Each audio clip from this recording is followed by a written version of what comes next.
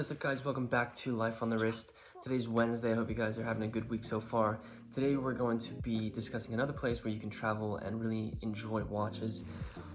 We've created a series where we kind of discuss places around the world where you can travel and experience watches and learn about the history of watches, be educated on some specific brands.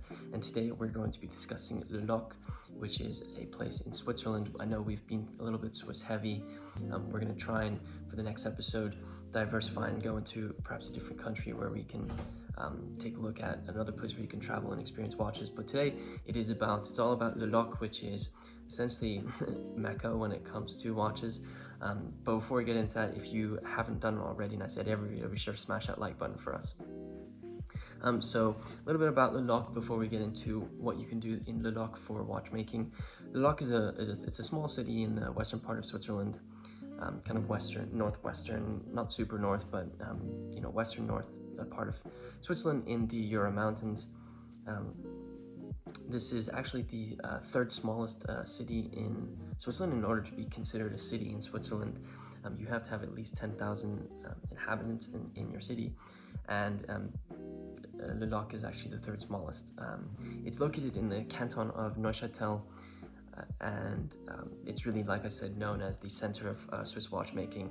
This region is heavily it's densely populated when it comes to watch manufacturers, watch scholars, watch museums, and Locle has a lot of the Swiss watch industry there. So like I said, it's known as the center of Swiss watchmaking. There's around about 10,000 people who lived there in 2018. I think it was 10,200, I think was the official number. So a very small city, very close to France. So you do have a lot of French influence. I think the main language that's spoken there is French, but there also are other languages that are spoken there. Swiss people are extremely well educated when it comes to speaking multiple languages, because there are so many languages that are spoken in Switzerland. So France is, I think, the dominant language, but there is also Italian and German speakers who live there. And there's so much rich culture, just like if you are exploring any other part of Switzerland, there's so much culture that you can be a part of when you go to Locle. You can see obviously their old town and experience Swiss history. One of the things that I'd recommend is going to the Mont Castle, which is a castle from the earlier time of Switzerland that stands there.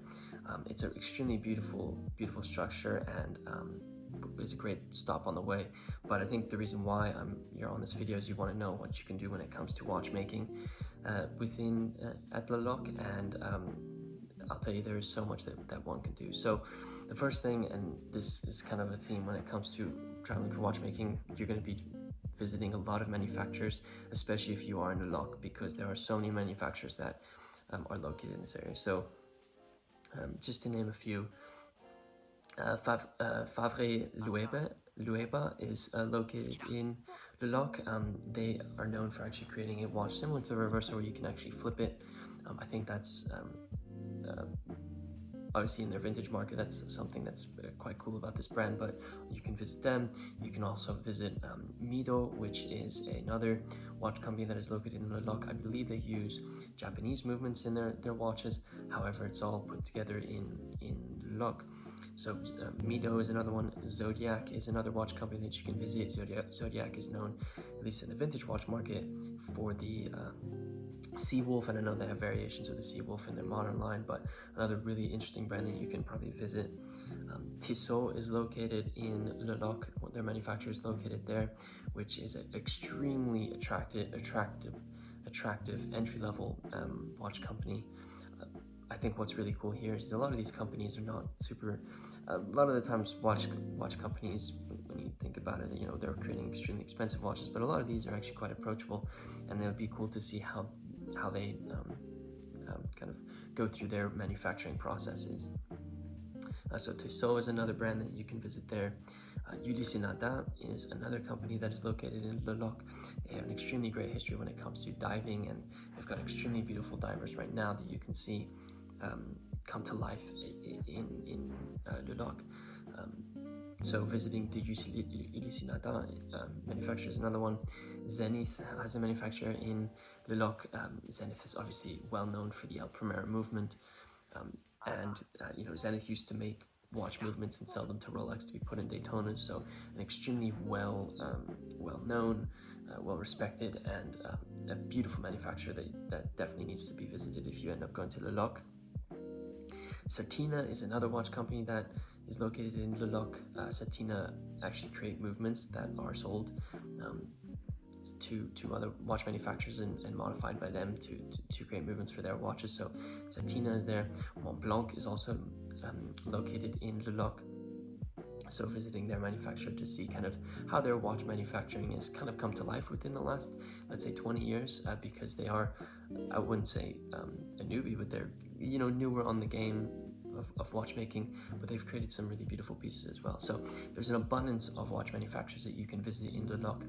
I think what's cool about having so many in this one area is that you have the opportunity to visit some and compare and contrast the ways in which they go about manufacturing watches and their customer experience and customer service.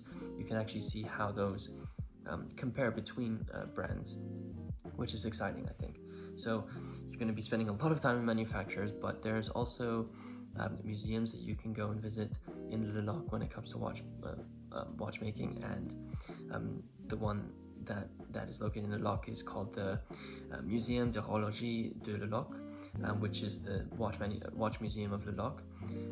This is obviously got a super rich history when it comes to what, you know, the history of horology in Locle. The museum has kind of got three main collections that kind of create the infrastructure below what is presented there on a rotating basis. So the first is the collection of Maurice Yves Sandoz, and here this collection comprises of automatons from the 18th and 19th century.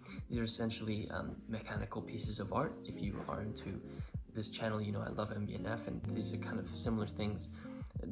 Those mechanical pieces of art are basically what this Maurice Yves Sandoz collection are made up of. So you'll have everything from mechanical music boxes to singing birds, but everything in between as well. So you can really kind of see how kinetic energy and gears and levers and essentially what makes up watches can make these beautiful pieces. Obviously there are going to be some watches in there as well, or things that tell time in there as well. So that's the first part of the museum, kind of the foundation of the museum. The second part is the collection of Henri Jean-Marie, and this is essentially a collection of marquetry clocks from the Louis XVI era. So you're going to have a lot of large clocks with swinging mechanisms, and this kind of, I think, gets a little bit more towards the whole idea of horology and creating the things that keep time. So Henri Jean-Marie is the second part of this museum, and then the third is the collection of Alfred Hugonin, and this is the history of pendulums. So, like I said, in these clocks from the Louis XVI era, from Henri Jean-Marie's, Alfred Hugonin's collection that kind of rounds out the collection for this museum is history of pendulums. So you can see how pendulums have evolved through the story of horology, and see how they're kind of incorporated into that history. So a museum that is definitely worthwhile going after you've spent all your time looking at the way in which modern watch companies create their watches, and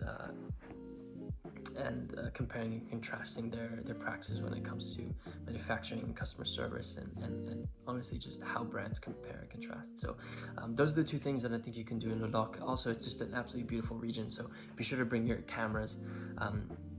It's a small town, which is very typical for Switzerland. It's funny that this is the third smallest, especially because Switzerland is so small just in itself. It's a beautiful place to travel, and I think it's definitely worth your while along your journey when it comes to visiting places for watches. So If you haven't seen our other episodes where we talk about other places to travel for watches, be sure to check it out. We have a playlist as well with all the other videos, so be sure to check that out. Also, if you've made it this far and you haven't already, be sure to smash that like button for us. It really does help us out.